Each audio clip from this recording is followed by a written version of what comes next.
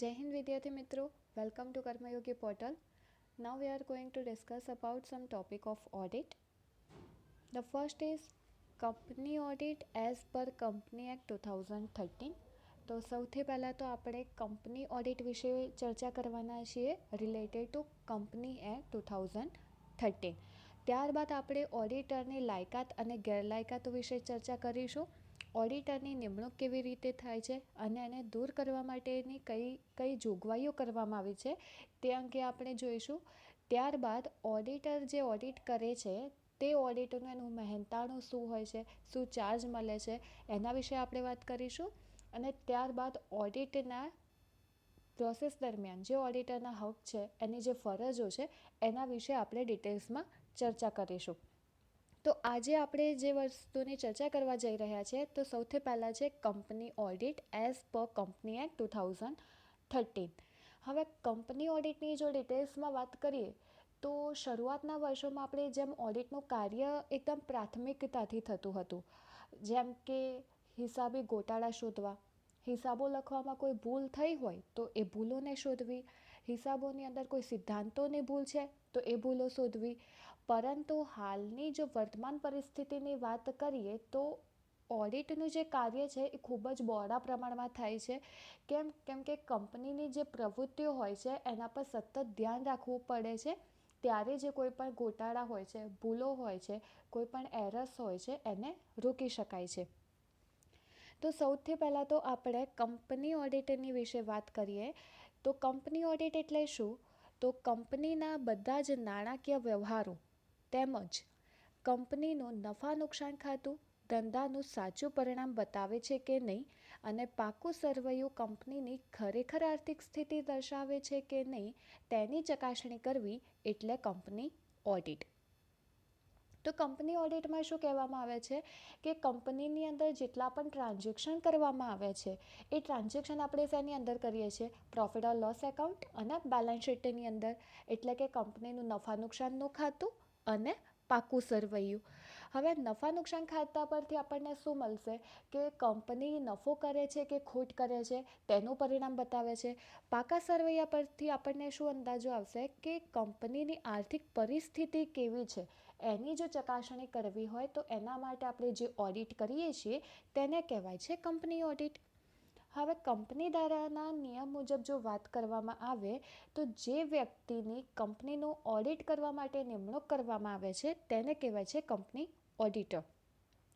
તમને એ તો ખબર પડી કે કંપની ઓડિટ એટલે કે શું, કે જે કંપનીના profit and loss or balance શીટનું જે કોઈ પણ ટ્રાન્ઝેક્શન છે એનું ચેક કરે, એટલે કે એની ચકાસણી કરે, એને આપણે કહીએ છીએ કંપની ઓડિટ. હવે કંપની ઓડિટ કોણ કરશે? તો કંપનીનું ઓડિટ કરવા માટે જે પર્સનની નિમણૂક કરવામાં આવે છે તેને આપણે કહીએ છીએ company auditor. Company auditor share હોલ્ડરના હિતોનું રક્ષણ કરે છે. કંપની શેર ખરીદીને શેર હોલ્ડરો કંપનીના મૂડીમાં જે રોકાણ કર્યું છે તેનો ઉપયોગ બરાબર રીતે થાય છે કે નહીં તેનો વિશ્વાસ કંપનીના હિસાબોનું ઓડિટ દ્વારા કંપનીના ઓડિટર શેર હોલ્ડરોને આપે છે. કંપની ધારા મુજબ હિસાબી ચોપડા રાખ્યા છે કે નહીં તેમજ લખાયા છે કે નહીં તેનું જે પ્રમાણપત્ર હોય છે એ ઓડિટર દ્વારા શેર હોલ્ડરોને આપવામાં આવે છે. તો કંપની ઓડિટની અંદર કંપની ઓડિટરનું કાર્ય શું થયું કે જે કોઈ પણ કંપનીને લગતા જે કોઈ પણ ટ્રાન્ઝેક્શનો થયેલા હોય છે, એટલે કે કંપની ધારા મુજબ જે કોઈ પણ હિસાબો ચોપડે લખવામાં આવ્યા છે તેની ચકાસણી કરવી, તેનું જે પ્રમાણપત્ર કરવામાં આવે છે ઓડિટર દ્વારા એ કોને આપવામાં આવે છે? શેર હોલ્ડરને. તો અહીંયા જે પ્રમાણપત્રની વાત કરવામાં આવે છે તો પ્રમાણપત્ર ઓડિટર દ્વારા શેર હોલ્ડરને આપવામાં આવે છે. આ ધ્યાનમાં રાખવા જેવો ટોપિક છે. ત્યાર પછી આપણે વાત કરીએ કે ઓડિટરની જવાબદારી શું છે. આમ તો આપણે ઓડિટિંગની જ્યારે પ્રોસેસની ચર્ચા કરી ત્યારે ઓડિટરની જવાબદારીઓ વિશે વાત કરી હતી કે ઓડિટરની જવાબદારી શું થશે કે જે કોઈ પણ ટ્રાન્ઝેક્શન થાય એની એને ચકાસણી કરવી. કંપની ધારા 2013ની કલમ 143 અને 144 અંતર્ગત કંપની ઓડિટર પ્રત્યક્ષ કે પરોક્ષ રીતે કંપની કે તેની શાસક કંપની કે તેની કોઈપણ પેટા કંપનીની નીચે મુજબની સેવાઓ આપવા માટે પ્રતિબંધિત ઠરાવવામાં આવે છે. આ પ્રતિબંધોનો મુખ્ય ઉદ્દેશ ઓડિટરની સ્વતંત્રતા અને સ્વ અભિપ્રાયને અખંડિતતા રાખવાનો છે. હવે ઓડિટર કયા કયા કાર્યો કરશે, કેવા પ્રકારની સેવાઓ આપશે? તો જે કોઈ પણ હિસાબો લખવામાં આવ્યા છે એની ચકાસણી કરશે, હિસાબો સાચા છે કે નહીં તેની ચકાસણી કરશે, બેલેન્સ શીટ એટલે કે પાકા સરવૈયાની અંદર જે પણ ટ્રાન્ઝેક્શન કરવામાં આવ્યા છે તો એ જે કંપનીની આર્થિક પરિસ્થિતિની રજૂઆત કરે છે એ રજૂઆત સાચી છે કે નહીં એ ચેક કરવાનું કાર્ય કોનું હોય છે? ઓડિટરનું. જો ઓડિટર એની જે ઓડિટિંગની જે પ્રોસેસ હોય છે એમાં કોઈ પણ એરર થાય, કોઈ ભૂલ થાય, કોઈ ગોટાળો થાય, કોઈ બેદરકારી થાય તો એની જવાબદારી કોની રહેશે? ફક્ત ને ફક્ત ઓડિટરની. ત્યાર પછી આપણે નેક્સ્ટ વાત કરીએ ઓડિટરની લાયકાત એટલે કે ક્વોલિફિકેશન ઓફ એન ઓડિટર. તો શું લાયકાતો હોય છે ઓડિટરની? તો કંપની દ્વારા 2013 કલમ 141 મુજબ ઓડિટરોની જો લાયકાત વિશે ચર્ચા કરવામાં આવે તો ભારતના ચાર્ટર્ડ એકાઉન્ટન્ટ્સ એક્ટ 1949 મુજબ જે વ્યક્તિ ચાર્ટર્ડ એકાઉન્ટન્ટની ડિગ્રી ધરાવતો હોય એટલે કે જે વ્યક્તિ CA હોય, ઇન શોર્ટ જે પર્સન CA હોય તે ઓડિટિંગની પ્રોસેસ કરી શકે છે. તેમજ ચાર્ટર્ડ એકાઉન્ટ્સની સંસ્થા દ્વારા તે વ્યક્તિને પ્રેક્ટિસ કરવા અંગેનું સર્ટિફિકેટ મળેલ હોય તે વ્યક્તિ જાહેર કંપની અને ખાનગી એમ બંને પ્રકારની કંપનીમાં ઓડિટર થઈ શકે છે. તો ઓડિટરની સૌથી પહેલી લાયકાત તો એ થઈ કે જે કોઈ પણ પર્સન ઓડિટ કરશે એ શું હોવો જોઈએ? CA હોવો જોઈએ. જો એની જોડે CA સર્ટિફિકેટ છે તો એ જાહેર કંપની અને ખાનગી કંપની એમ બંને પ્રકારની કંપનીઓમાં એ ઓડિટ કરી શકે છે. ત્યાર પછી જો એની ગેરલાયકાતોની વાત કરવામાં આવે તો કંપની ધારો 2013 કલમ 141(3) મુજબ એની ગેરલાયકાતો દર્શાવવામાં આવી છે. તો વ્યક્તિ પોતે અથવા તેમાં ભાગીદાર કંપનીમાં ₹1 શેર કે અન્ય સ્ટોકમાં રોકાણ કર્યું હોય કે તે કંપનીમાં કોઈ હિત ધરાવતું હોય અથવા તે કંપનીની શાસક કંપનીમાં અથવા તો તે કંપનીની ગૌણ કંપનીમાં અથવા તે કંપનીની સાથે સંકળાયેલી કોઈ કંપનીમાં અથવા તો ગૌણ કંપનીમાં પણ જો કોઈ રોકાણ કર્યું હોય તેવી વ્યક્તિ ગેરલાયકાત ગણાશે. એટલે કે ઇન શોર્ટ કહેવાનો મતલબ એ થાય છે કે જે કોઈ પણ ઓડિટર હોય એને કંપની સાથે કોઈ પણ પ્રકારનો સંબંધ ના હોવો જોઈએ. જો કોઈ પણ પ્રકારનો ઓડિટરનો એ કંપનીના ઓનર સાથે સંબંધ હશે તો એ ઓડિટર તરીકેની પ્રોસેસ કરી શકશે નહીં. ત્યાર પછી બીજી ગેરલાયકાત છે કે ઓડિટરના એટલે કે વ્યક્તિગત સગાઓમાં કોઈ કંપનીમાં જો 1 લાખ કરતાં મૂળ કિંમત શેરો કરતાં વધુ રોકાણ કર્યું હોય તો તેવી વ્યક્તિ પણ ગેરલાયકાત ગણાશે. કંપની ઓડિટર તરીકે નિમણૂક આપવા માગતી કંપનીમાં અથવા તો તેની ગૌણ કંપનીમાં અથવા તો તેની શાસક કંપનીમાં અથવા તેની સાથે સંકળાયેલ કંપનીમાં જો કોઈ વ્યક્તિ 5 લાખથી વધારે રકમનો દેવાદાર હોય તો તે વ્યક્તિ પણ ઓડિટિંગ કરી શકશે નહીં. તો મિત્રો આપણે અહીંયા એની કેટલીક લાયકાતો અને કેટલીક ગેરલાયકાતો જોઈ. લાયકાત કઈ હતી કે તેની જોડે CAનું સર્ટિફિકેટ હોવું જોઈએ. ગેરલાયકાતો કેવી થઈ? તો સૌથી પહેલાં તો કંપની સાથે તેનો કોઈ સંબંધ ના હોવો જોઈએ અને જો ઓડિટરનો કંપની સાથે કોઈ સંબંધ છે તો એ ઓડિટની પ્રોસેસ કરી શકશે નહીં. ત્યાર પછી વાત કરવામાં આવી કે જે પણ ઓડિટર માટે જે પર્સનને નક્કી કરવામાં આવે છે એ 1 લાખ કરતાં વધુ રકમનું રોકાણ કર્યું હોય તો તેવી વ્યક્તિ પણ ગેરલાયક ઠરાવવામાં આવે છે. તેવી જ રીતે જો કોઈ વ્યક્તિએ કંપનીની અંદર 5 લાખથી વધારે રકમનો જો દેવાદાર હોય તો તેવી વ્યક્તિ પણ ઓડિટર માટે પ્રોસેસ કરી શકશે નહીં. એટલે કે ઓડિટર માટે તે ગેરલાયકાત ગણાશે.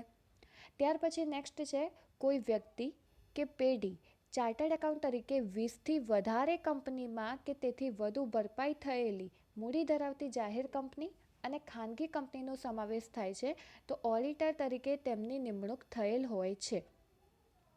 હવે મિત્રો આમાં લાયકાત અને ગેરલાયકાતમાં કેવી રીતે થયું કે ઓડિટર જે છે એ જાહેર કંપની અને ખાનગી કંપની બંનેમાં ઓડિટ તરીકે નિમણૂક થઈ શકે છે.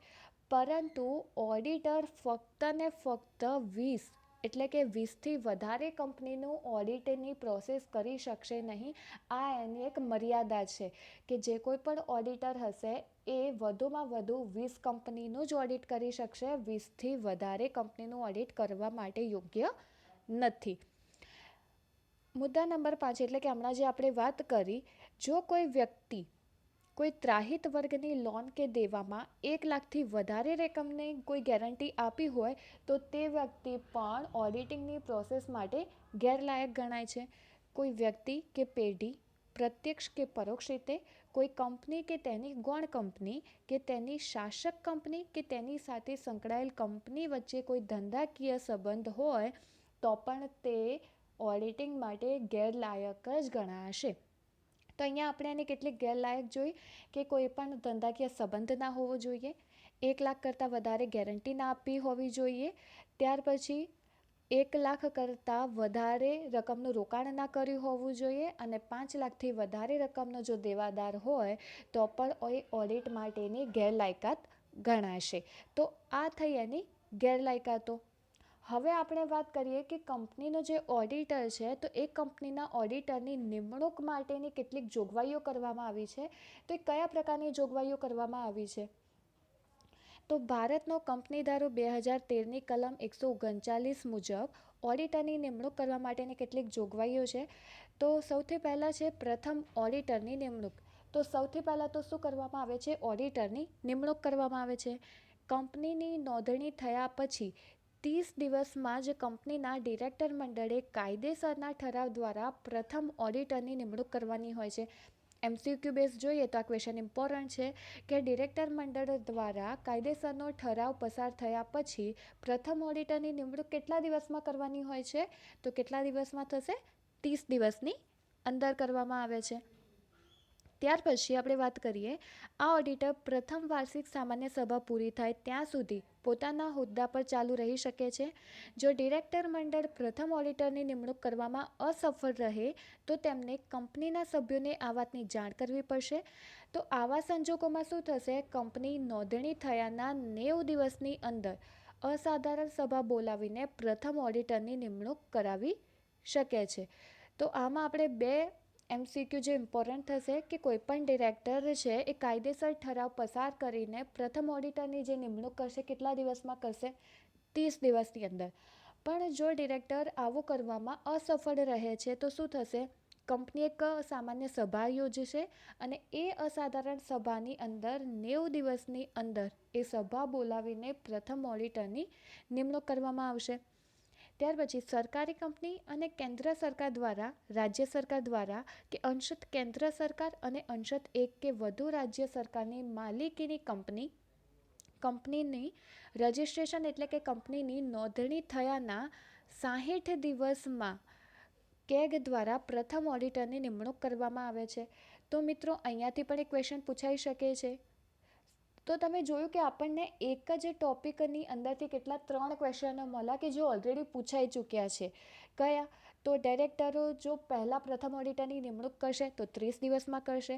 જો અસફળ રહે છે તો એક અસાધારણ સભા યોજશે અને એ સભાની અંદર 60 દિવસની અંદર પહેલાં કરશે અને જો તેમ નથી થતું તો એ 90 દિવસની અંદર અસાધારણ સભા બોલાવીને પણ ઓડિટરની નિમણૂક કરી શકે છે. જો આપણે સરકારી કંપની અને કેન્દ્ર સરકારની વાત કરવામાં આવે તો કંપનીની નોંધણી થયાના 60 દિવસની અંદર ઓડિટરની નિમણૂક કરવામાં આવે છે. તો કેન્દ્ર સરકાર માટે અને સરકારી કંપની માટે ઓડિટરની નિમણૂક કોના દ્વારા કરવામાં આવશે? કેગ દ્વારા. તો મિત્રો અહીંયા તમારે જે દિવસો આપેલા છે એ ફરી એકવાર ધ્યાનમાં લેવા પડશે કે સૌથી પહેલાં તો છે કે જે કોઈ પણ ડિરેક્ટરોના કાયદેસર ઠરાવ દ્વારા જે ઓડિટરની નિમણૂક કરવામાં આવે છે એ 30 દિવસની અંદર કરવામાં આવે છે. જો એ નિમણૂક કરવામાં અસફળ થાય તો શું થશે? અસાધારણ સભા બોલાવીને 90 દિવસની અંદર ઓડિટરની નિમણૂક કરે છે. અને જો આપણે સરકારી કંપની કે કોઈ પણ કેન્દ્ર સરકારની વાત કરીએ તો એમના દ્વારા જે કંપનીની નોંધણી કરવામાં આવી છે તો એ 60 દિવસની અંદર કેગ દ્વારા ઓડિટરની નિમણૂક કરાવે છે.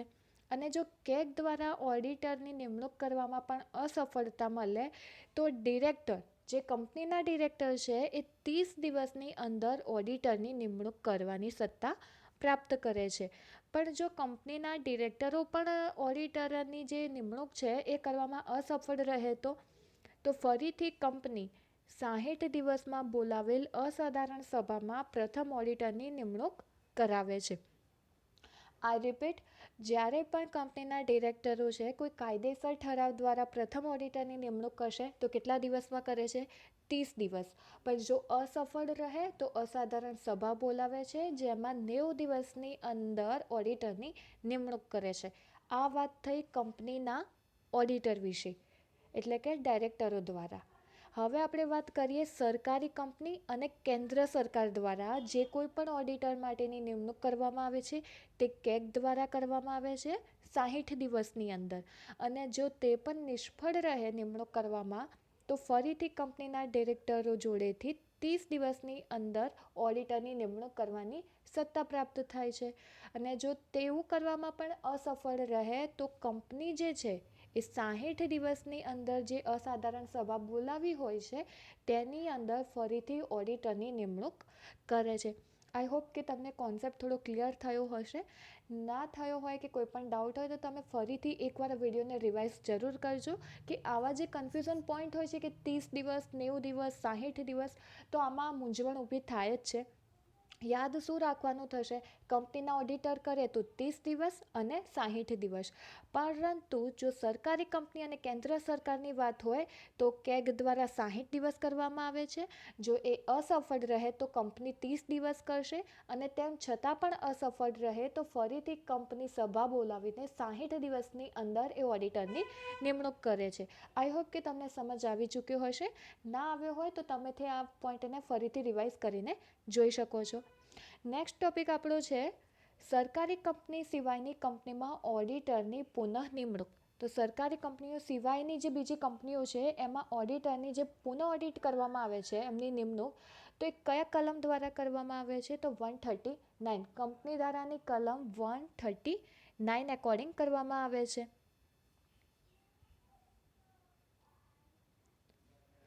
કંપનીની વાર્ષિક સામાન્ય સભામાં જરૂરી ઠરાવ પસાર કરીને ઓડિટરની પુનઃ નિમણૂક કરવામાં આવે છે. એક સામાન્ય સભાની અંદર એક ઠરાવ પસાર કરીને ફરીથી ઓડિટરની પુનઃ નિમણૂક થાય છે. કેટલીક શરતોને આધીન જ્યારે કંપનીની પ્રથમ વાર્ષિક સામાન્ય સભામાં કે કોઈ ઓડિટરની નિયમ અનુસાર નિમણૂક કરવામાં આવે તો તે ઓડિટર જો તે વ્યક્તિ હોય તો એક ટર્મ માટે, એટલે કે 5 વર્ષ સુધી કંપની ઓડિટરના હોદ્દા ઉપર રહી શકે છે.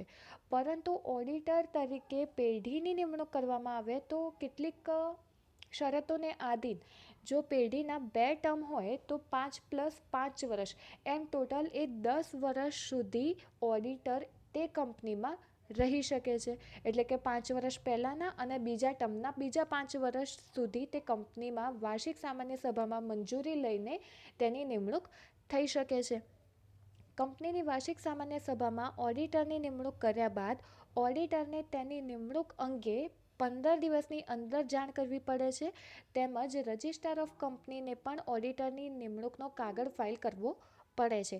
તો આ ટોપિકની અંદર તમારે યાદ કેટલું રાખવાનું છે કે જ્યારે પર કંપની ઓડિટરની પુનઃ નિમણૂક કરવામાં આવે તો એ કેવી રીતે થશે? એક સામાન્ય સભાની અંદર ઠરાવ પસાર કરીને ઓડિટરની પુનઃ નિમણૂક કરવામાં આવે છે.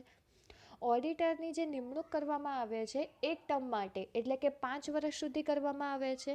અને જો પેઢીની અંદર નિમણૂક કરવામાં આવે તો 2 ટર્મ માટે હોય છે, એટલે કે 5 વર્ષ પહેલાંના અને 5 વર્ષ પછીના, એમ ટોટલ કેટલા વર્ષ રહેશે? 10 વર્ષ માટેની તેની નિમણૂક કરવામાં આવે છે.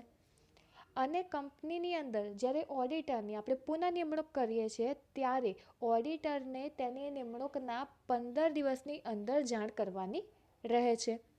દેન આપણે નેક્સ્ટ ટોપિક જોઈએ કે આકસ્મિક ખાલી પડેલ જગ્યા પર નિમણૂક, એટલે કે જે જગ્યા ખાલી પડી ચૂકી છે તો તેની પર ઓડિટરની આપણે નિમણૂક કેવી રીતે કરીશું? તો ચાલુ ઓડિટરના રાજીનામા કે અન્ય કોઈ કારણસર કંપની ઓડિટરની જગ્યા ખાલી પડે તેવા સંજોગોમાં કંપની ધારો 2013ની કલમ 139 મુજબ કેટલીક જોગવાઈઓ કરવામાં આવી છે, જેમ કે સરકારી કંપનીની અંદર અને બિન સરકારી કંપનીમાં. તો સૌથી પહેલાં તો આપણે સરકારી કંપનીની અંદર વાત કરીએ તો જો વર્ષ દરમિયાન જો કંપની ઓડિટર કોઈ કારણસર જગ્યા પડે છે તો ચાલુ ઓડિટરની ખાલી પડેલ જગ્યાની તારીખથી 30 દિવસની અંદર કેગ દ્વારા નવા ઓડિટરની નિમણૂક કરી શકાય છે. જો કોઈ કારણસર ઓડિટરની નિમણૂક કરાતી નથી તો કંપનીનું બોર્ડ ઓફ ડિરેક્ટર દ્વારા 30 દિવસમાં નવા ઓડિટરની નિમણૂક કરી શકાય છે. મિત્રો, આ જે બેઝિક પોઈન્ટ અને આના જે બેઝિક ટર્મ છે ને, તમે એક બુક બનાવજો અને એ બુકની અંદર આ દરેક ટોપિક મેન્શન કરજો. જેથી થશે શું, તમે જ્યારે વિડીયો જોશો ને ત્યારે તમને ખબર તો પડશે કે હા, આ રીતના ટર્મ્સ અંદર આવ્યા હતા. પણ જ્યારે એક્ઝામમાં આવશે ને ત્યારે કન્ફ્યુઝન થશે કે 30 દિવસ હતા કે 90 દિવસ હતા, 60 દિવસ હતા, એ સરકારીમાં હતું કે પછી બિનસરકારીમાં હતું. તો આ કન્ફ્યુઝન અત્યારે તો નહીં થાય, પણ જ્યારે તમારા હાથમાં એક્ઝામનું પેપર હશે ને જો આવા ક્વેશ્ચનો પૂછાયા હશે ત્યારે આવી મૂંઝવણો ઊભી થતી જ હોય છે અને થવાની જ છે. તો તમે જ્યારે પણ આ વિડીયો જુઓ તો સૌથી પહેલાં તો તમે કાગળ અને પેન લઈને બેસો અને જેટલા પણ ટોપિક અગત્યના મુદ્દાઓ જે લાગે તે એ કાગળની અંદર ઉતારી દો.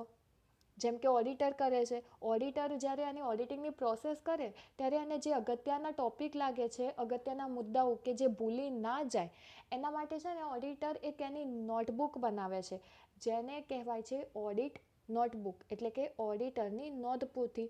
એવી જ રીતે આપણે પણ કરી શકીએ છીએ કે આપણને જે અગત્ય લાગતા એવા ટોપિક્સ છે એ આપણે મેન્શન કરી શકીએ, જેથી જ્યારે આપણે પરીક્ષા ટાઈમે રિવિઝન કરવું હોય તો આસાનીથી થઈ શકે છે.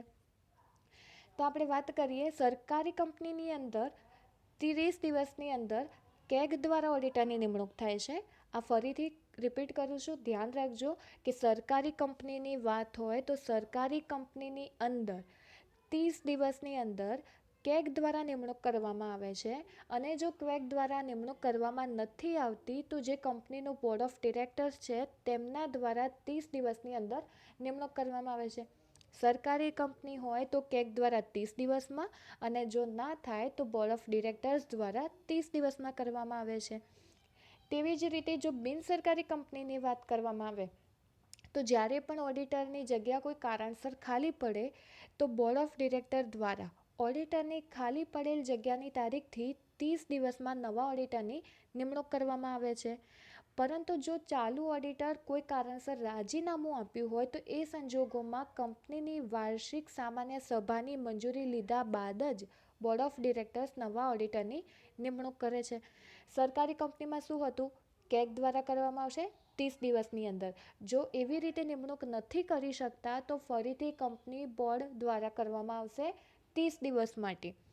બિનસરકારી કંપનીની વાત કરીએ તો બોર્ડ ઓફ ડિરેક્ટર દ્વારા 30 દિવસની અંદર નિમણૂક કરવામાં આવે છે. અને જો નથી કરી શકતા કે કોઈ સંજોગોની અંદર જગ્યા ખાલી પડે છે, એટલે કે ઓડિટર એનું રાજીનામું આપે છે, તો વાર્ષિક સામાન્ય સભાની મંજૂરી લીધા પછી જ બોર્ડ ઓફ ડિરેક્ટર્સ નવા ઓડિટરની નિમણૂક કરી શકે છે. તો આ જે ટોપિક છે એ પણ એક્ઝામને ઓરિએન્ટેડ આપણે જોઈએ તો અગત્યનો કહી શકાય. ત્યાર પછી આપણે વાત કરીશું હવે ઓડિટરને દૂર કરવા અંગે, એટલે કે રિમૂવલ ઓફ એન ઓડિટર. કંપનીના પ્રથમ ઓડિટરની નિમણૂક ડિરેક્ટરો દ્વારા કરવામાં આવે છે. પ્રથમ વાર્ષિક સામાન્ય સભા પૂરી થયા બાદ પ્રથમ ઓડિટરને દૂર કરી શકાય છે. નિમણૂક કોણ કરે છે તો કંપનીના ડિરેક્ટર મંડળ એની નિમણૂક કરે છે. તો વાર્ષિક સામાન્ય સભા પૂરી થાય ત્યાર પછી જ ઓડિટરને દૂર કરી શકાય છે. કંપની ધારાની કલમની વાત કરીએ તો કંપની ધારો 2013 કલમ આવશે 140(1). તેની અંદર ઓડિટરને દૂર કરવા અંગેની જોગવાઈ છે, જેમાં કેન્દ્ર સરકારની અગાઉથી સંમતિ લઈને કંપનીની વાર્ષિક સામાન્ય સભામાં ખાસ ઠરાવ પસાર કરીને ચાલુ ઓડિટરને હોદ્દા પરથી દૂર કરી શકાય છે. હોદ્દા પરથી દૂર કરવા માટે કેન્દ્ર સરકારની સંમતિ લઈને સામાન્ય સભાની અંદર ખાસ ઠરાવ પસાર કર્યા બાદ ઓડિટરને હોદ્દા પરથી દૂર કરી શકાય છે.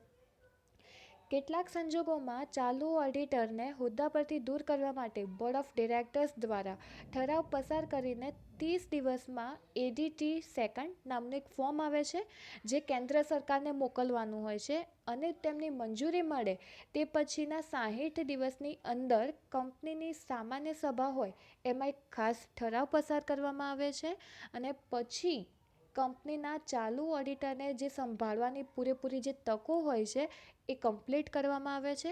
ત્યારબાદ એને લેખિતમાં નિવેદન આપ્યા બાદ ઓડિટરને તેની જગ્યા પરથી રિમૂવલ એટલે કે દૂર કરી શકાય છે. તો આ થઈ ઓડિટરને દૂર કરવા માટેની જોગવાઈ. કયા આર્ટિકલ એકોર્ડિંગ 140. કેવી રીતે કરવામાં આવે છે? તો કેન્દ્ર સરકારની સંમતિ લઈને સામાન્ય સભાની અંદર ખાસ ઠરાવ પસાર કરીને ઓડિટરને હોદ્દા પરથી દૂર કરવામાં આવે છે. કેટલા દિવસની અંદર? 60 દિવસની અંદર. નેક્સ્ટ આપણે વાત કરીશું ઓડિટરનું મહેનતાણું. સરકારી કંપનીમાં ઓડિટરની નિમણૂક કેગ દ્વારા કરવામાં આવે છે. અહીંયા ધ્યાન રાખીને ટોપિક પર પૂરું ફોકસ આપજો. સરકારી કંપનીની વાત હોય તો ઓડિટરની નિમણૂક કોના દ્વારા થશે? કેગ દ્વારા કરે છે. પરંતુ તેનું મહેનતાણું કોણ આપશે? એટલે કે એનું જે વેતન હોય છે એ કોણ આપશે? તો કંપની તેની સામાન્ય સભામાં શેર હોલ્ડર દ્વારા જે નક્કી કરવામાં આવે છે તે એનું મહેનતાણું આપે છે. સરકારી કંપનીની અંદર ઓડિટરની નિમણૂક કરે છે કેગ. હવે આપણે જો બિનસરકારી કંપનીઓની વાત કરવામાં આવે તો બિનસરકારી અંદર ઓડિટરની નિમણૂક કોણ કરે છે? ડિરેક્ટર મંડળ. અને પ્રથમ ઓડિટરનું જે વેતન છે એ પણ કોણ નક્કી કરે છે? ડિરેક્ટરો જ નક્કી કરે છે. તો સરકારી કંપનીમાં ઓડિટરની નિમણૂક કેગ દ્વારા થાય છે અને બિનસરકારી કંપનીની વાત કરવામાં આવે તો ઓડિટરની નિમણૂક કોના દ્વારા થાય છે? ડિરેક્ટર દ્વારા. આઈ રિપીટ, સરકારી કંપની હોય તો કેગ દ્વારા અને બિનસરકારી કંપની હોય તો કોના દ્વારા થશે? ડિરેક્ટર દ્વારા થાય છે. જો સરકારી કંપનીની અંદર ઓડિટરનું મહેનતાણું કોણ આપે છે? શેરહોલ્ડર દ્વારા નક્કી કરવામાં આવે છે. અને બિનસરકારી કંપનીની અંદર વેતન કોણ નક્કી કરે છે? ડિરેક્ટર્સ નક્કી કરશે. તો અહીંયા તમારે કેટલી ટર્મ્સ યાદ રાખવાની છે? 4. સરકારી કંપનીની અંદર નિમણૂક કોના દ્વારા થાય છે? કેગ દ્વારા થાય છે. પરંતુ વેતન કોણ આપે છે? શેરહોલ્ડર દ્વારા. બિનસરકારી કંપનીની અંદર ઓડિટરની નિમણૂક કોણ કરશે? ડિરેક્ટર્સ. પણ ઓડિટરનું જે વેતન છે એ કોણ આપે છે? ડિરેક્ટર્સ. સરકારી કંપની નિમણૂક કોણ કરશે? કેગ દ્વારા. વેતન કોણ આપશે? શેરહોલ્ડર. બિનસરકારી કંપની છે તો નિમણૂક કોણ કરશે? ડિરેક્ટર મંડળ. અને વેતન કોણ આપશે? ડિરેક્ટરનું મંડળ જ નક્કી કરે છે. સામાન્ય સભામાં હાજરી આપવાનો હક. કંપની દ્વારાની કલમ 146 મુજબ કંપની ઓડિટરને સામાન્ય સભાની નોટિસ મેળવવાનો, સભામાં હાજર રહેવાનો અને સભાને સાંભળવાનો હક છે. જો કે સભામાં હાજરી આપવી તેના માટે ફરજિયાત નથી. આ પણ એક ઇમ્પોર્ટન્ટ પોઈન્ટ છે કે MCQ બેઝિસ પર પૂછી શકાય છે કે જે કોઈ પણ ઓડિટર હોય કંપનીનો એ સામાન્ય સભાની નોટિસ મેળવવાનો, સભામાં હાજર રહેવાનો અને સભાને સાંભળવાનો પણ એને હક છે. પણ એ સભાની અંદર હાજરી આપવી એ એના માટે એવી કંઈ ફરજિયાત નથી કે તેને હાજરી આપવી જ પડે. તો આ થઈ ઓડિટર્સનું મહેનતાણુંને લઈને કેટલાક ટોપિકો. તો સૌથી પહેલાં તો આપણે ઓડિટર વિશે ડિટેલમાં અહીંયા જોયું, જેમ કે કંપની દ્વારા જેનું ઓડિટ કરવામાં આવે છે તેને આપણે કહીશું કંપની ઓડિટર. કંપની ઓડિટરનું કામ શું થશે? કંપનીના જે હિસાબો છે એ ચેક કરવું. ત્યારબાદ આપણે વાત કરી હતી ઓડિટરની જવાબદારીઓની કે જે પ્રત્યક્ષ કે પરોક્ષ રીતે હોઈ શકે છે. ઓડિટરની જે લાયકાતની વાત કરી હતી તો લાયકાતમાં શું હોય? તે કમ્પલસરી CA હોવો જોઈએ અને એ ખાનગી કંપની અને સરકારી કંપની એમ બંનેમાં એ ઓડિટર તરીકે કાર્ય કરી શકે છે. ગેરલાયકાતોની વાત કરીએ તો ગેરલાયકાતમાં સૌથી પહેલી ગેરલાયકાત કઈ હતી? કે 1 લાખ કરતાં વધારે કિંમતનું રોકાણ ના કર્યું હોવું જોઈએ. 5 લાખ કરતાં વધારે કિંમત એટલે કે વધારે રકમનો દેવાદાર ના હોવો જોઈએ. ત્યારબાદ CA જે છે એટલે કે જે કંપનીનું એ ઓડિટ કરશે એ 20થી વધારે કંપની ના હોવી જોઈએ. કોઈ પણ લોન છે, કોઈ દેવા છે, કોઈ સગા સંબંધીની છે તો એ 1 લાખ કરતાં વધારે રકમની ગેરંટી આપવી ના હોવી જોઈએ અને કોઈ પણ રીતે કંપની સાથે ધંધાકીય સંબંધ ના હોવો જોઈએ. તો એની આપણે ગેરલાયકાતો વિશે વાત કરી હતી. ત્યાર પછી આપણે વાત કરી હતી કંપની ઓડિટરના નિમણૂક વિશે. તો નિમણૂકમાં પણ જે ઇમ્પોર્ટન્ટ ટોપિક હતા કે 30 દિવસની અંદર જ કંપનીના ડિરેક્ટર જે હોય છે એ ઓડિટરની નિમણૂક કરે છે અને જો અસફળ થાય તો એક અસાધારણ સભા બોલાવીને ફરીથી 90 દિવસની અંદર ઓડિટરની નિમણૂક કરે છે. પણ જો સરકારી કંપની અથવા તો કેન્દ્ર સરકારની વાત કરવામાં આવે તો 60 દિવસની અંદર કેગ દ્વારાની નિમણૂક કરવામાં આવે છે. જો કેગ પણ અસફળ રહે નિમણૂક કરવામાં તો 30 દિવસની અંદર ડિરેક્ટરો દ્વારા જ એની નિમણૂક કરવામાં આવે છે. અને તેમ છતાં પણ જો ડિરેક્ટર્સ પણ અસફળ રહે તો ફરીથી કંપની 60 દિવસની એક અસાધારણ સભા બોલાવે છે અને ત્યારબાદ ઓડિટરની નિમણૂક કરે છે. ત્યાર પછી આપણે જોયું હતી કે કંપની ઓડિટરને પુનઃ નિમણૂક કરવા માટેની, તો પુનઃ નિમણૂક કરવા માટે કેટલા વર્ષ સુધી કરી શકાય? એક ટર્મ માટે 5 વર્ષ, અને જો કોઈ પેઢીની વાત હોય તો 2 ટર્મ. 2 ટર્મ એટલે કે 5 વર્ષ પહેલાંના અને 5 વર્ષ પછીના. પણ જ્યારે કંપનીની ઓડિટર હોય એની પુનઃ નિમણૂક કરવામાં આવે છે તો એને કેટલા દિવસ પહેલાં જાણ કરવી જોઈશે? 15 દિવસ પહેલાં એને જાણ કરીશું. ત્યારબાદ આપણે જોયું હતું કે અચાનક જો કોઈ પણ કારણોસર એની જગ્યા છે એ ખાલી પડી જાય તો સરકારી કંપનીની અંદર 30 દિવસમાં કેગ દ્વારા એ નવા ઓડિટરની નિમણૂક કરવામાં આવે છે. અને જો કેગ દ્વારા એની નિમણૂક કરવામાં અસફળ રહે તો કંપનીના ડિરેક્ટર્સ દ્વારા 30 દિવસની અંદર નિમણૂક કરી શકે છે. અને જો બિન સરકારી કંપનીની વાત કરવામાં આવે તો બોર્ડ ઓફ ડિરેક્ટર્સ દ્વારા 30 દિવસની અંદર નવા ઓડિટરની નિમણૂક કરે છે. ત્યારબાદ આપણે ઓડિટરને દૂર કરવા અંગેની કેટલીક જોગવાઈઓ જોઈ હતી કે 140 એકોર્ડિંગ કોઈપણ કેન્દ્ર સરકાર કોઈ સામાન્ય સભાની અંદર ખાસ ઠરાવ પસાર કરીને ઓડિટરને એના હોદ્દા પરથી દૂર કરી શકે છે. કેટલા? 60 દિવસમાં. ત્યાર પછી આપણે ઓડિટરના મહેનતાણું વિશે વાત કરી કે જો સરકારી કંપનીની વાત કરવામાં આવે તો કેગ દ્વારા એની નિમણૂક કરવામાં આવે છે અને એનું મહેનતાણું કોણ આપશે? શેર હોલ્ડર દ્વારા. પરંતુ જો બિન સરકારી કંપનીની વાત કરવામાં આવે છે તો ઓડિટરની નિમણૂક કરે છે ડિરેક્ટર અને તેનું વેતન કોણ આપે છે? ડિરેક્ટર. સામાન્ય સભાની અંદર હાજરી આપવાનો અધિકાર છે, નોટિસ મેળવવાનો પણ અધિકાર છે, પરંતુ સભામાં હાજરી આપવી તે ઓડિટર માટે ફરજિયાત નથી. તો આ થયા જે બેઝિક ટર્મ્સ જે એક્ઝામમાં અવારનવાર આના નાના નાના જે ટૉપિક હોય છે એ પૂછાતા હોય છે અને કેટલાક ટૉપિક ઓલરેડી પૂછાઈ ચૂકેલા છે. તો સૌથી પહેલાં તો તમે જ્યારે વિડીયો જુઓ તો વિડીયોની જોડે જોડે તમે પોતાની એક નોટ્સ બનાવો, જેથી જ્યારે તમે એક્ઝામ ટાઈમે આવા જે નાના નાના ટૉપિક્સ છે એને સ્કીપ ના કરી શકો. તો અહીંયા આપણે ઓડિટિંગનું પૂરું કરીએ છીએ. નેક્સ્ટ વિડીયોમાં આપણે વાત કરીશું ઇન્ટરનલ ઓડિટ એટલે કે આંતરિક ઓડિટ, આંતરિક અંકુશ શું છે એટલે કે ઇન્ટરનલ કંટ્રોલ, વાઉચિંગ વિશે ચર્ચા કરીશું. તો મળીશું નેક્સ્ટ લેક્ચરની અંદર. કોઈ પણ ડાઉટ હોય, કોઈ ક્વેશ્ચનમાં ક્વેરી હોય તો તમે વિડીયોને ફરી રિપીટ કરી શકો છો. આઈ હોપ કે તમારા ઓલ ડાઉટ્સ છે એ ક્લિયર થઈ જ ગયા હશે. તેમ છતાં પણ જો કોઈ ટૉપિકની અંદર રિવાઇઝ કરવાની જરૂર લાગે તો તમે વિડીયોને 1 થી 2 વાર ફરી જોઈ શકો છો. Thank you.